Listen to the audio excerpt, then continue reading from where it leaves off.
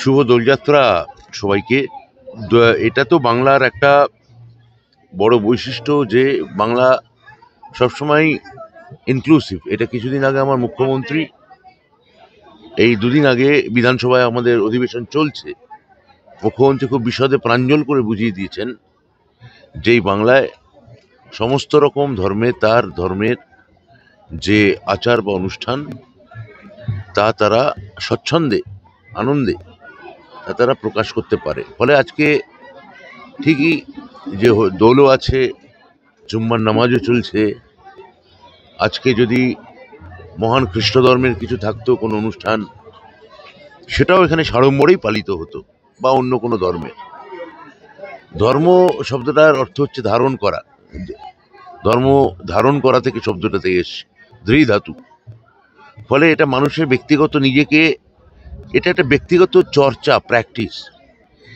এটা প্রাইভেট বিষয়। এটাকে কখনো যে বিজেপি ধর্মকে রাস্তাঘাটে নামিয়ে আনতে চাইছে এবং ধর্মভিত্তিক রাজনীতি করতে চাইছে, পোলারাইজ পলিটিক্স করতে চাইছে, সেটা বাংলায় কখনো গ্রহণ করা হবে না, এটা বলতে পারি।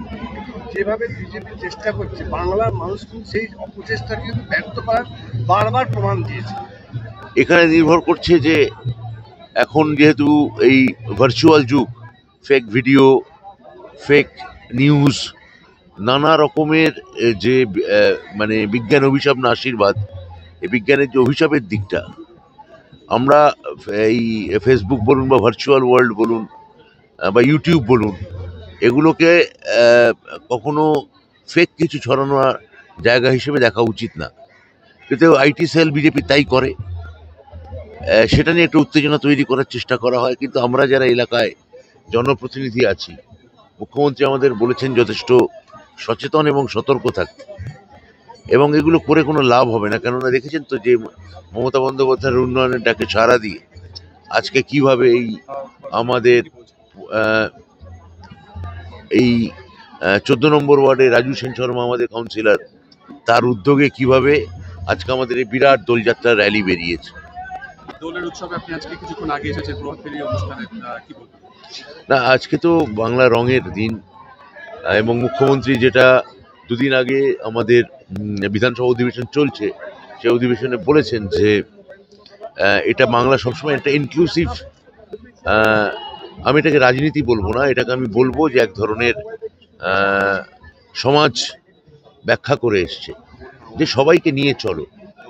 আমাদের তৃণমূল কংগ্রেস, আমাদের মামাটি মানুষের সরকার, আমাদের মুখ্যমন্ত্রী সবসময় সমস্ত কিছু, সব অনুষ্ঠান, সব উৎসব, এটাকে সঙ্গে নিয়ে চলার, এবং এটা যাতে মানুষ স্বচ্ছন্দে এবং সাড়ম্বরে প্রকাশ করতে পারে, সমস্ত ধর্মের মানুষরাই, সেখানে একটা অবাধ এবং অনাবিল একটা মমতাদি মানুষের জন্য স্বাধীনতা এবং উৎসাহ বজায় রেখেছেন।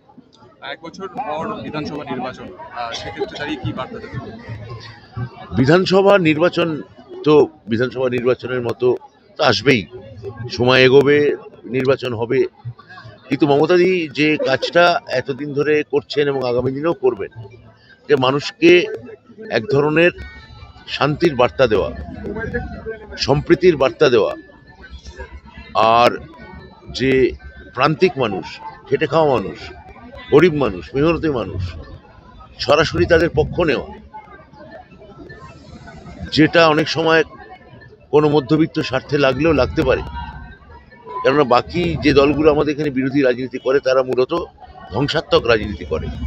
সেখানে মমতাদি একটা উন্নয়নের বার্তা নিয়ে এসছেন, এবং আজকে এই যে রং মিশে গেছে, তো আমি বলবো যে আজকে মমতাদির রঙে সবার রং মেশাতে হবে। আপনার আজকে সারাদিন কিভাবে কাটবে? রাজনৈতিকভাবে তো বিভিন্ন দলের রং আলাদা, আপনি কোন রঙে খেলবেন? আমি নানা রঙেই খেলবো আজকে। কেননা মানে যখন দোলের র্যালিতে বা দোল এলাকায় যখন দোলের অনুষ্ঠানে আছি, তখন আর নির্দিষ্ট রং করে লাভ নেই।